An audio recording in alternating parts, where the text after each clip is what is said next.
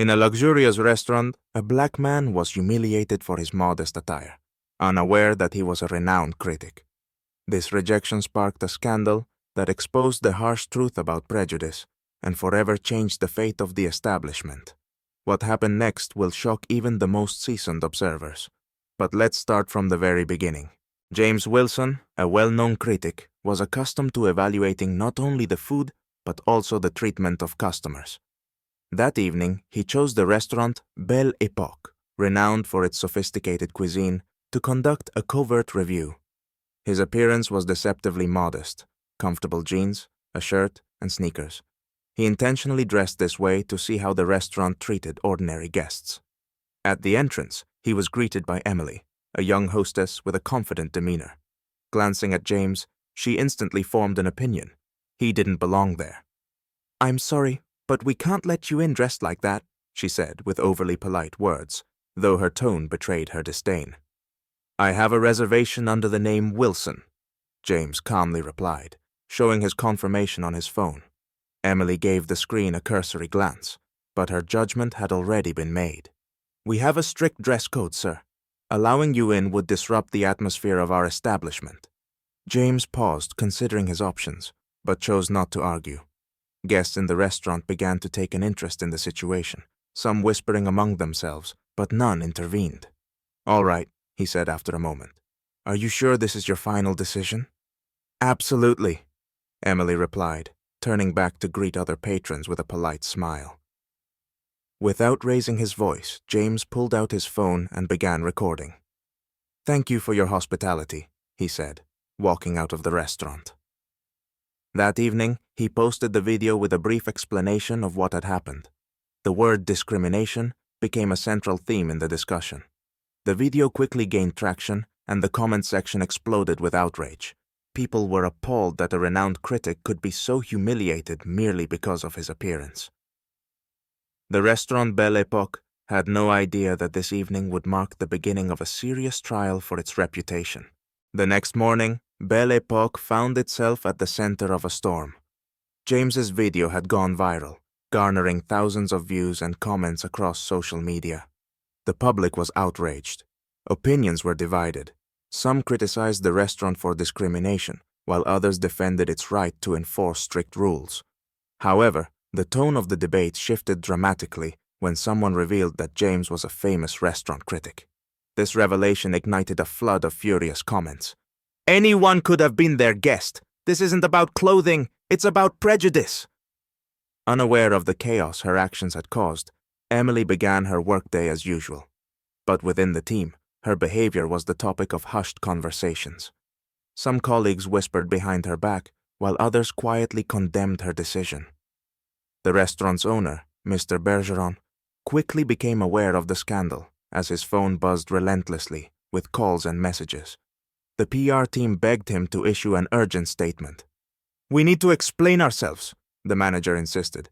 "Say it was a mistake, a misunderstanding." Bergeron frowned. His reputation as the owner of the city's premier restaurant was now at stake. "No excuses," he replied. "We stand by our standards, but I need more information. Who is this James Wilson?"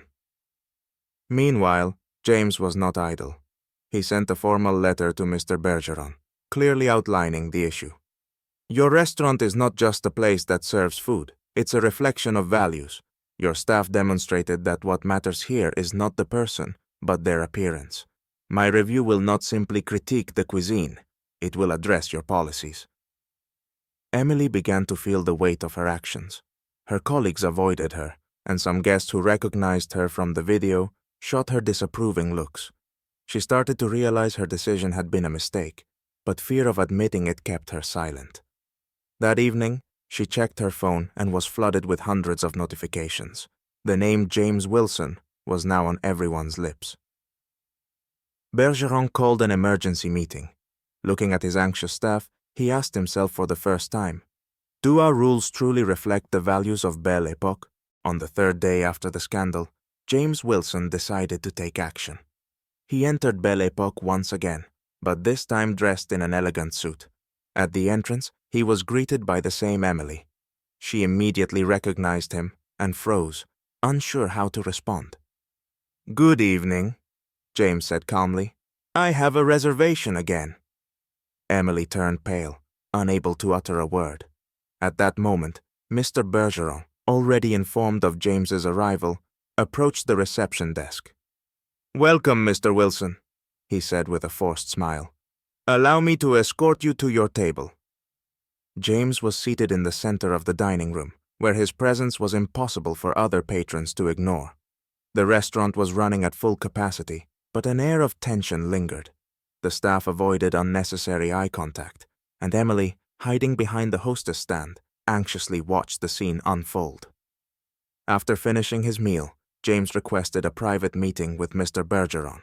In a quiet room, he opened his laptop, displaying his video, the flood of social media reactions, and the deluge of comments. "Your restaurant symbolizes more than just fine dining," he began. "My experience revealed that Belle Époque has become a place where external appearances are valued more than individuals. People come here for the ambiance, but what is that ambiance really?" Bergeron attempted to argue that the incident was an exception, but James interrupted him. "It's not an exception," James said firmly. "It's a systemic issue. Your staff may not realize it, but they've been trained to evaluate people this way." Bergeron clenched his fists, realizing that arguing was futile. "What do you suggest?" he finally asked. "Public apologies, a review of your restaurant's policies and staff training," James replied. "Not for me, for your future patrons, who want to feel welcome regardless of their appearance." Bergeron hesitated, but he knew he had no other choice.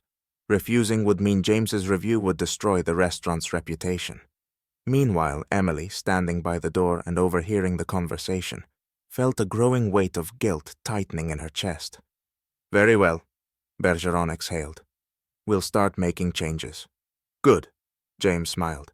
"Then I'll write the truth, not the one you feared, but the one that will reflect your growth." A few days later, Belle Époque issued a public statement.